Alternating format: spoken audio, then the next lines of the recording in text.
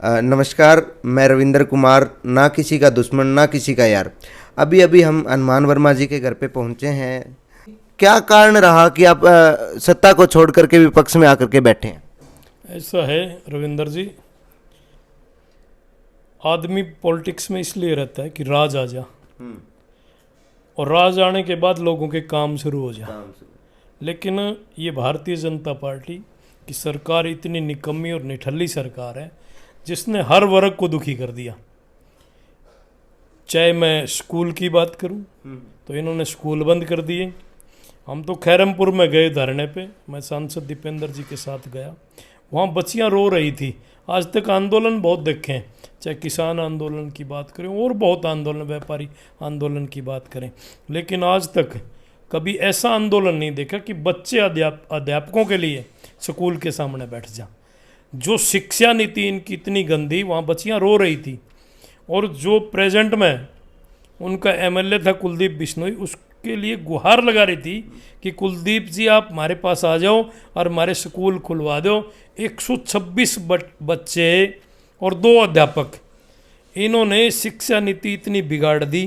क्योंकि हरियाणा का अनपढ़ मुख्यमंत्री है मनोहर लाल खट्टर, ये शिक्षा खत्म करना चाहते हैं। जिन लोगों ने शिक्षा की अलख जगाई, वो चाहे ज्योतिबा फूले की बात करूं, चाहे सावित्रीबाई फूले की बात करूं, और चाहे बाबा साहब भीमराव अंबेडकर की बात करूं। अंबेडकर जी ने तो यहाँ तक कह दिया था कि शिक्षा वो शेरनी का दूध है, जो पीवेगा वो दहाड़ेगा। जब इस हरियाणा के निकम्मे मुख्यमंत्री को ये पता चला कि अब SC BC के लोग और ग्रामीण अंचल के बच्चे पढ़ के मुख्य धारा से जुड़ने लगे और ये कंपटीशन में आने लग गए, तब इनका माथा ठनका और इन्होंने शिक्षा को ख़त्म करने की बात करी। आपको शायद पता हो, इन्होंने एक चिराग योजना लागू करी है। वो चिराग योजना क्या है कि प्राइवेट स्कूल में अगर बच्चा पढ़ाओगे तो 1100 रुपये मुआवजे के रूप में मिलेंगे, और अगर सरकारी स्कूल में, जो सांस्कृतिक मॉडल स्कूल में पढ़ाओगे, तो बच्चे को पढ़ाने के लिए जो फीस है वो 500 रुपये होगी। अच्छा सर, हमें सुनने को मिल रहा है कि भी आपका जो कैंडिडेट है जयप्रकाश जी, वो बाहरी है, ये बार बार आदमपुर हल्के से सुनाई दे रहा है। एक्चुअल में जयप्रकाश जी बाहरी नहीं है, भारी जरूर है। 1 क्विंटल 1 किलो वजन उनमें है। अगर कोई ये कहे कि जयप्रकाश जी बाहरी कैंडिडेट है, तो फिर मेरे को लगता है कुलदीप ने कहा होगा। तो फिर कुलदीप कौन सा आदमपुर का है? उनका गांव भी फतेहाबाद में मोहम्मदपुर रो ही पड़ता है। नहीं, वो कहते हैं कि आदमपुर मेरा घर है। तो फिर जयप्रकाश का भी घर है। यहाँ से जयप्रकाश जी ने चुनाव लड़ा, आदमपुर से भी। जयप्रकाश जी ने लोकसभा के सदस्य भी रहे जयप्रकाश जी, और बरवाड़ा से भी उन्होंने चुनाव लड़ा, जो उनकी लोकसभा क्षेत्र में आता था।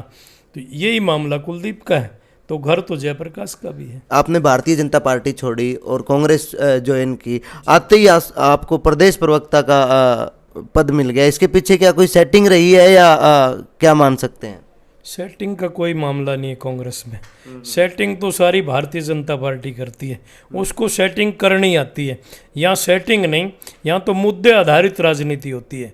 जब हमारे नेता माननीय उदय भान जी, हमारे CLP के लीडर चौधरी भूपेंद्र सिंह हुड्डा और दीपेंद्र जी की नीतियों को जब मैंने देखा और उनके सामने सारी बात रखी गई कि ये चीज़ें हम करेंगे, और वो चीज़ें मुझे अच्छी लगी, उनको मेरा व्यक्तित्व पसंद आया और उन्होंने मुझे प्रदेश का प्रवक्ता बनाया। देखा होगा उन्होंने, कुछ तो मेरे अंदर होगा जिसको देख के उन्होंने बनाया। आगे की नीतियाँ क्या रहेंगी आपकी पार्टी के आदमपुर में? पहली बात तो ये है कि ये जो लोग यूँ कहते हैं कि ये आदमपुर हमारा गढ़ है, उनको भी बता देना चाहता हूँ कि आदमपुर हमेशा कांग्रेस का गढ़ रहा और कांग्रेस का ही गढ़ रहेगा। चौधरी भजनलाल जी बार बार कहते थे कि हूँ 20,000 वोटों जीत हूँ, और अब कोई दो राय नहीं कि जयप्रकाश जी अब वो 20,000 वोटों से जीतने जा रहे हैं। कल रेणुका जी से हमने मीटिंग की थी, तो वो कह रही थी अब की बार 1 लाख पार। हाँ, वो खूब कैसे हैं, क्योंकि 1 लाख पार यूँ कह रहे हैं, इस विधानसभा में 1,63,000 वोट हैं। तो ये यूँ कह दे भी हम 1,63,000 वोट ले लेंगे, चाहे पढ़ो 1.5 लाख, ये कुछ भी कह सकते हैं, झूठे लोग हैं। इन्होंने ईडी के डर से कुलदीप जी ने यह भाजपा ज्वाइन करी है। आपको शायद पता हो कि इनके पासपोर्ट अब तक जमा है, और ये यूं कहो थे कि भव्य का पासपोर्ट गुम हो गया, और जैसे बीजेपी ज्वाइन करी अगले दिन पासपोर्ट मिल गया, ये देश में आ गया। तो ऐसा मामला इनका है। मैं तो आपको एक बात और भी बताना चाहता हूँ कि कुलदीप जी थोड़े दिन पहले जो यूँ कहते थे कि भजनलाल राज में एक भी पेपर लीक नहीं हुआ और कांग्रेस बहुत बढ़िया है, और आज ये भ्रष्टाचार मुक्त शासन की जो बात कर रहे हैं, और ये जाके उन्हें भ्रष्टाचारियों के बीच जाके मिल ली है। मैं तो कुलदीप जी से एक बात पूछना चाहता हूँ, कुलदीप जी आप यूँ तो बता दो कि इन भ्रष्टाचारियों के पास जाकर, या तो वो कुलदीप सच्चा था जो कहता था कि हमारे राज्य में कोई भी पेपर लीक नहीं हुआ कांग्रेस के राज में, या यो कुलदीप सच्चा है जो अब जाके वहाँ उन भ्रष्टाचारियों के साथ मिल गया। नहीं, वहाँ से आवाज़ एक और भी आती है कि पिछले इलेक्शन में जयप्रकाश जी ने नकली नोट बांटे थे या इस तरह, तो इसके ऊपर आपका क्या कहना है? ठीक कह रहा था ये कुलदीप। नहीं, कुलदीप की एक चीज़ मैं जानता हूँ, उनके माइंड में कोई न कोई गड़बड़ है। जो वो एक बात कहते हैं नकली नोट नहीं, मैंने जो सुना कि 2,000 के नोट बंटे थे, यही मामला था ना। बिल्कुल। तो 2009 में 2,000 का नोट ही नहीं था, तो कैसे 2,000 का नोट बांट गया?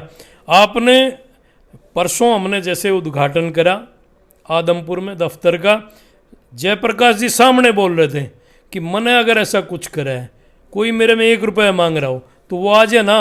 वो इतने साल से किसी ने क्यों कौन माना, 12 साल हो लिए उन चीज़ों को, तो आज तक किसी ने कौन कहा। ये तो इनके स्टंट हैं, क्योंकि जब एक झूठा व्यक्ति और झूठों के साथ मिल जा बीजेपी वालों के साथ, तो कितनी बड़ी झूठ बोल सके। अच्छा, अभी बड़ी बात यह है कि आदमपुर में इलेक्शन में 4 बड़ी पार्टियां हैं, और चारों में कांग्रेस, कोई कांग्रेस से निकल करके गया है या कोई, मतलब चारों में कांग्रेस के ही कैंडिडेट खड़े हैं, तो इससे क्या समीकरण बनता दिखाई दे रहा है? कुछ समीकरण नहीं, यहाँ कांग्रेस की लहर है और कांग्रेस का ये हल्का है, और कांग्रेस ही इसमें जो है ना जीत दर्ज करेगी। लेकिन आप एक बात तो मानते हैं कि कांग्रेस बहुत बड़ा समुद्र है। लोग वेट कर रहे थे कि कांग्रेस की टिकट फाइनल हो जा और कोई एक आधा छोड़ के चला जा, हम उसको कैंडिडेट बना दें। क्या वोट बंटेंगे चारों कैंडिडेट कांग्रेस के होने की वजह से? कांग्रेस का जो वोट बैंक है वो बंट जाएगा? नहीं, हो ही नहीं सकता। मैं तो सतेंद्र के बारे कह रहा कि सतेंद्र के पास आप जाओ और एक बात पूछ लेना सतेंद्र से कि 6 अगस्त 2022 को सतेंद्र जी क्यों 15 नंबर जो कोठी है सांसद दीपेंद्र हुड्डा की ताल कटोरा रोड पे, उस पर क्यों भूपेंद्र सिंह हुड्डा के सामने नाक रगड़ रहे थे टिकट के लिए? मैं वहाँ बैठा था और इन्होंने जब टिकट मांगी, भूपेंद्र सिंह हुड्डा ने एक बात कही कि आप हमारी पार्टी में सतेंद्र जी, हम सर्वे कराएंगे, सर्वे में जिसका नाम सबसे ऊपर आओगा हम उसको टिकट देंगे। ये वहाँ से भाग के जो है ना आम आदमी पार्टी में चला गया। और जहाँ तक लोकदल वाली बात है इनकी कुर्डाराम जी की, वो मेरे मित्र हैं पुराने कुर्डाराम जी। मैं तो कुर्डाराम जी की एक बात ज़रूर कहना चाहूँगा कि कुर्डाराम जी बार बार यूँ करे कि मैं 40 साल से कांग्रेस से हूँ, तो मेरे को तो पता नहीं कौन सा कैलकुलेशन उनका है कि वो 40 साल से कांग्रेसी कैसे हो सकते हैं। 96 में हरियाणा विकास पार्टी की गवर्नमेंट बनी, 3 साल गवर्नमेंट चली 99 तक।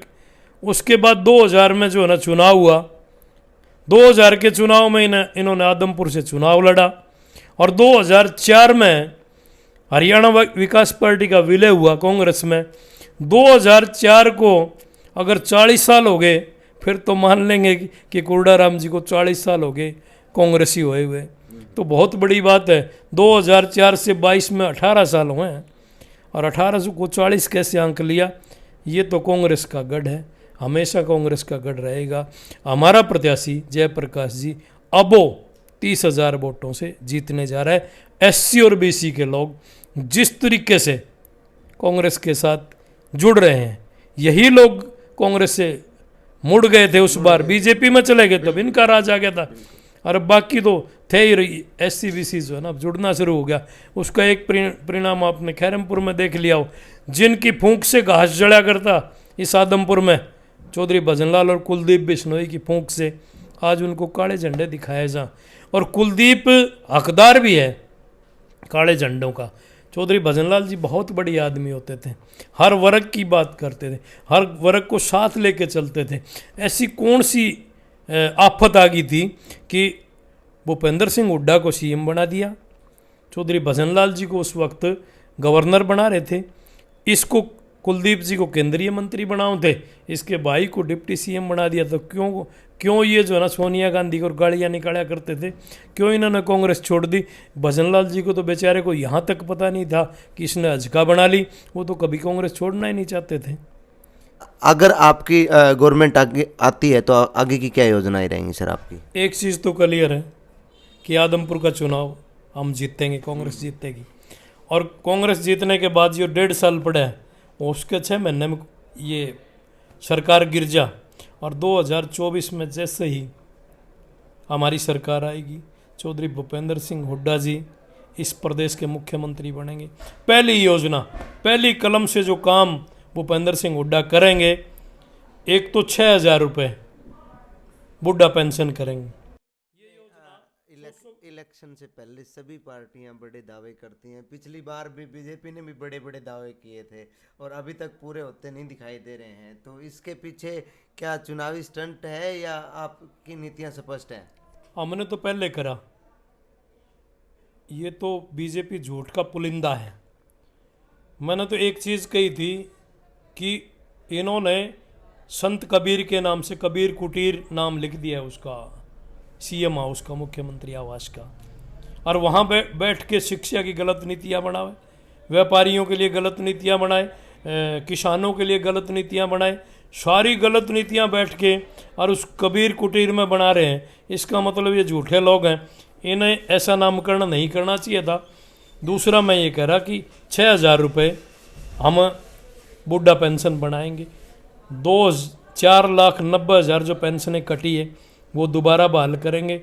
तीसरा, 100 गज के प्लाट चौधरी भूपेंद्र सिंह हुड्डा की योजना थी और इसके तहत हरियाणा में मिले थे 2014 तक, वो दोबारा योजना शुरू करेंगे जो इन्होंने बंद कर दी।